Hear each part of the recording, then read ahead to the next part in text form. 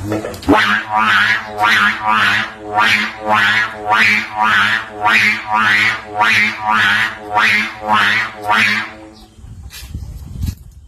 mga kalitar yung tunog ng plehe.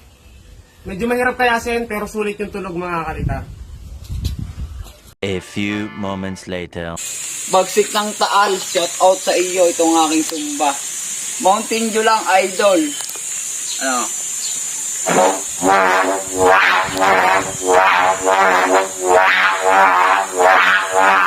One eternity later. Yan mga kabagsik, gumawa ako ng bagong sumba. Mountain Dew. No. Let's tingin po natin ito. Kung paano katunog.